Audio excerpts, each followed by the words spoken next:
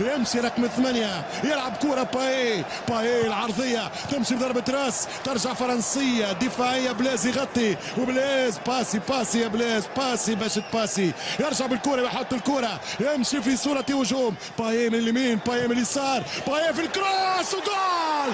الهدف الأول يا فرنسا أوليفييه جيرو 1-0 أوليفييه.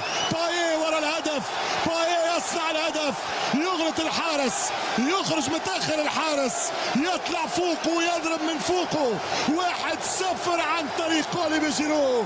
قلت لك الهدف بدا يسخن وحان قطافه ويجني ثماره. الفريق الأزرق ديشان رجعت فيه الروح ولكن كم منتخبك سيء يا كوتش. يمشي بالكرة باي والكرة في السليم ما فيها والو ما فيها شيء لا اوفسايد ولا خطأ.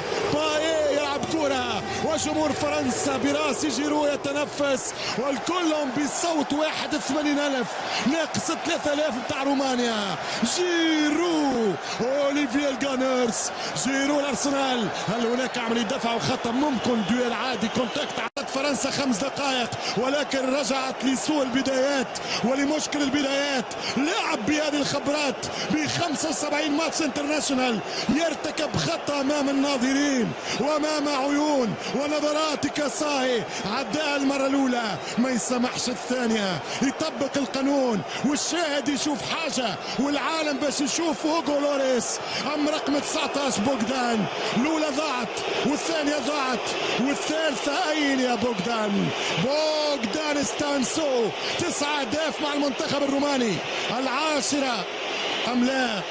ضربة جزاء فرصة كبيرة يمشي بوغدان يحط جول ديال رومانيا 1-1 يسجل بوغدان. امامك فرحة الانصار. الجنرال يرجع يحط الجندي في مكانه. الجنرال يؤمر الرقيب او العريف او الجندي ديدييه ديشان بان يبقى في مكانه ويلزم مكانه امام الجنرالات. لا يتكلم الجنود يا ديشان. 1 رومانيا 1 فرنسا.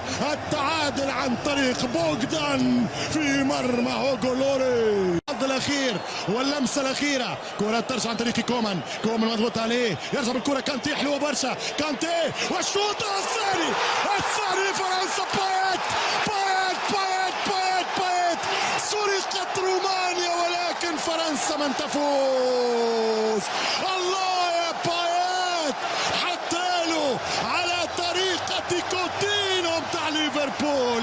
هذا هو الهدف القاتل هذا هو الهدف الثاني واللي قلت لكم فرنسا متعودة بالدقيقة الأخيرة منذ أيام تريزيجول ومنذ بينالتي في البرتغال في 120 سرقت كرويا رومانيا ولكن الكرة جوال والكرة أهداف وديشان يرجع في الصورة ولكن عليه أن يراجع كثير من الصور.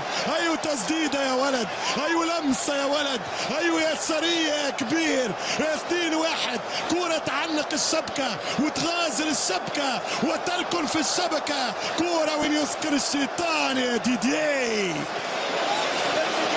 2-1 في آخر كرة مصدر الكرة